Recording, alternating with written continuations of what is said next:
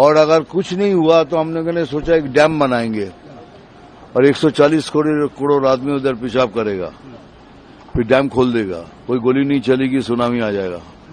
इन्हां दी CIA ने और ਜਿਹੜੇ पॉलिसी मेकरस उन्होंने देखा कि भारत ਤਾਂ चीन तो पिटिया ही पिटिया सी गलवान वैली 'ਚ आ 4 रोज़ा जंग ਦੇ ਵਿੱਚ पाकिस्तान तो भी जुत्तियां खाधियां ने।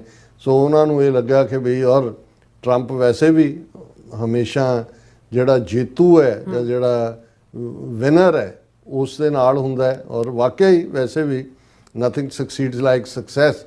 सो ये भी पाकिस्तान दी डिप्लोमैटिक सक्सैस हुई है। पाकिस्तान ये करता चला आ रहा है तो जवाब देना बनता था सर, इसीलिए ये ऑपरेशन सिंदूर को प्लान किया गया। मैं हूँ colonel Sofiya Qureshi, wing commander Vyomika Singh, commander Prerna Deosthali. मैं आ रही हूँ कौन बनेगा करोड़पति पे आपके साथ स्वतंत्रता दिवस का महा उत्सव मनाने।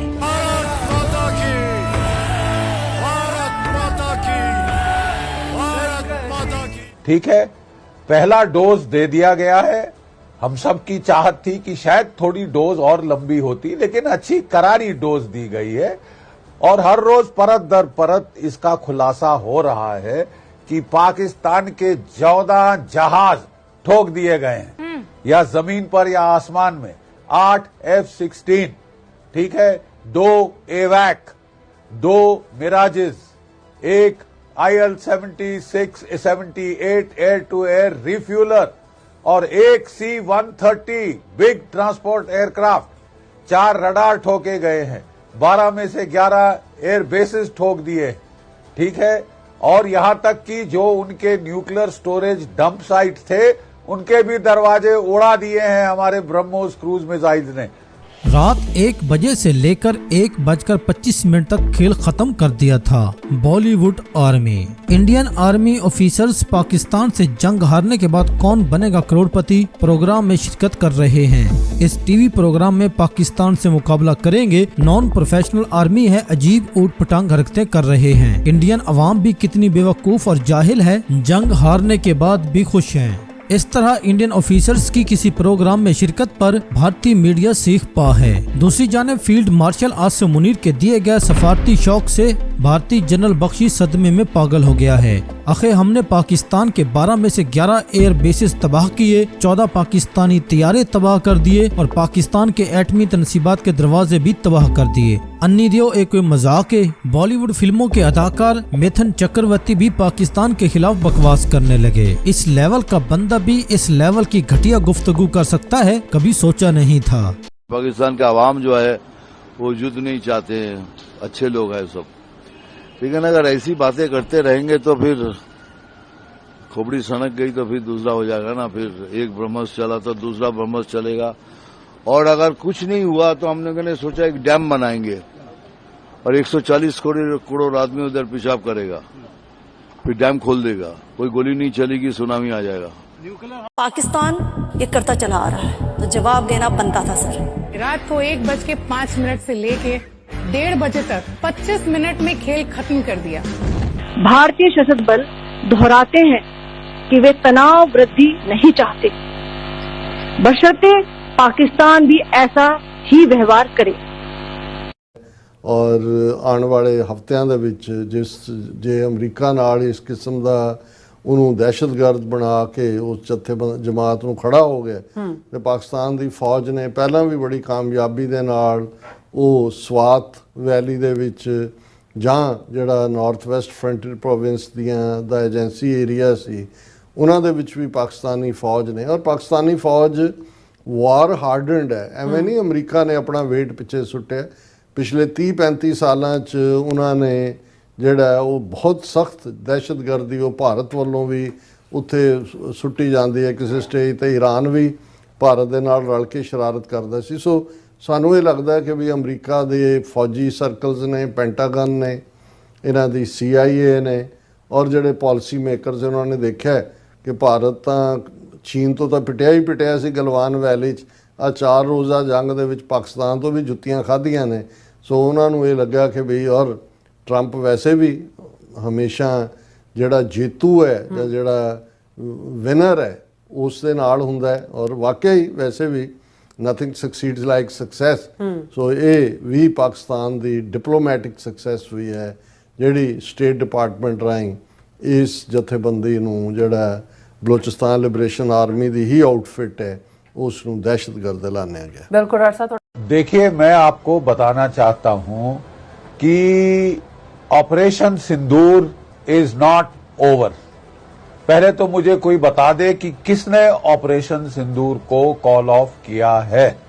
ठीक है, जब ये ऑपरेशन हुआ तो हमसे कोई पूछकर तो किसी ने वो हमला पहलगाम का नहीं किया था।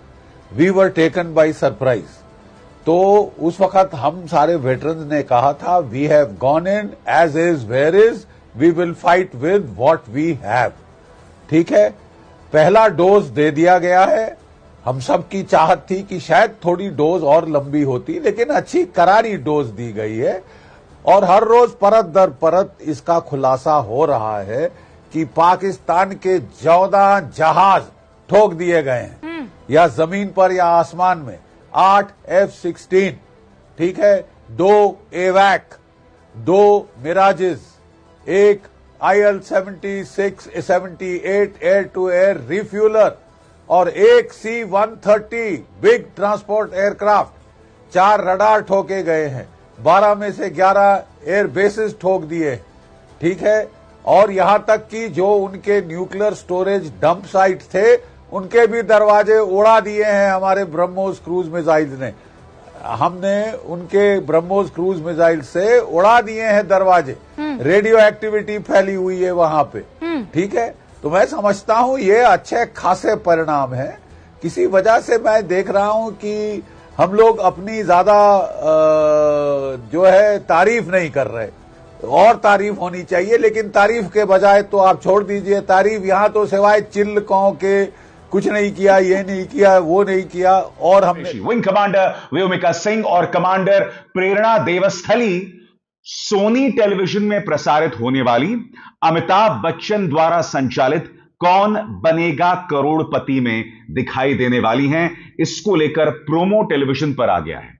और सबसे बड़ी बात दोस्तों, इसके अंदर कर्नल सोफिया कुरैशी अमिताभ बच्चन को बता रही हैं कि हमने ऑपरेशन सिंदूर क्यों किया। आज मैं आपसे एक सवाल पूछना चाहता हूं, भारत की 3 बेटियां अपनी मर्जी से कौन बनेगा करोड़पति में नहीं गई होंगी।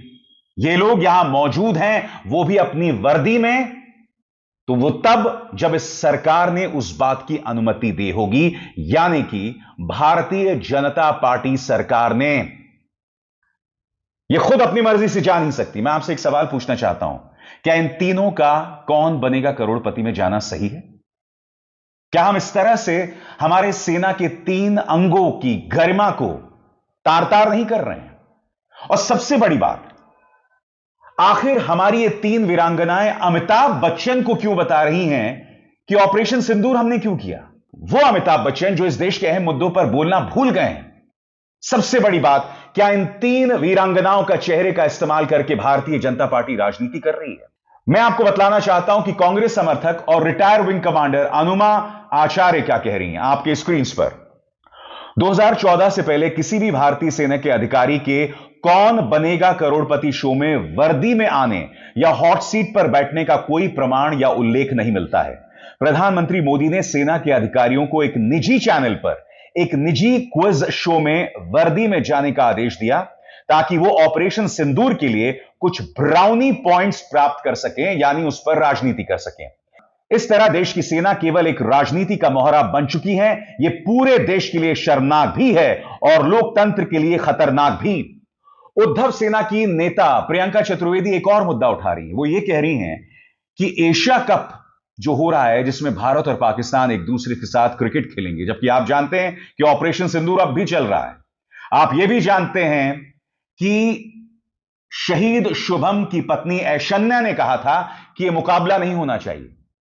अब सोनी टेलीविजन, जहां पर कौन बनेगा करोड़पति प्रसारित होता है, इनके पास एशिया कप का भी कॉन्ट्रैक्ट है। यह बात बिल्कुल भी हजम नहीं हो रही है दोस्तों। मैं फिर आपसे पूछना चाहता हूं, क्या colonel Sofiya Qureshi, wing commander Vyomika Singh और कमांडर प्रेरणा देवस्थली को कौन बनेगा करोड़पति में जाना चाहिए? क्या यह संगोल युग है? क्या यह न्यू इंडिया है जिसमें वर्दी में इस तरह से हमारी वीरांगनाएं एक प्राइवेट क्विज शो में जाएंगी? जबकि इस देश के सामने इतने सवाल हैं, उन सवालों का जवाब यह सरकार नहीं देगी। सबसे बड़ी बात, हमारे सेना के वरिष्ठ अधिकारी यह सवाल उठा रहे हैं। लेफ्टिनेंट जनरल राहुल सिंह ने क्या कहा था कि ऑपरेशन सिंदूर में हमारा मुकाबला सिर्फ पाकिस्तान के साथ नहीं था, हमारा मुकाबला पाकिस्तान और चीन दोनों के साथ था। यही बात राहुल गांधी भी कह रहे थे। क्या इस सवाल का जवाब मोदी सरकार ने दिया है? यह मत भूलिए, सीडीएस अनिल चौहान ने क्या कहा था। सीडीएस अनिल चौहान ने कहा था कि हां, हमारे विमान गिरे थे और 2 दिन तक हमारे विमान नहीं उड़ पाए थे। अब तक इस सवाल का जवाब नहीं दिया गया था कि कितने विमान गिरे थे, ताकि हम कुछ भूल सुधार कर सकें। भूल गए आप? हमारे डिफेंस अटैचे शिव कुमार ने क्या कहा था कि राजनीतिक नेतृत्व की वजह से हमारे विमान गिरे, क्योंकि हम पाकिस्तान के मिलिट्री इंस्टॉलेशंस को पहले टारगेट नहीं कर पा रहे। क्या कैप्टन शिव कुमार के इस बयान का जवाब भारतीय जनता पार्टी सरकार देगी?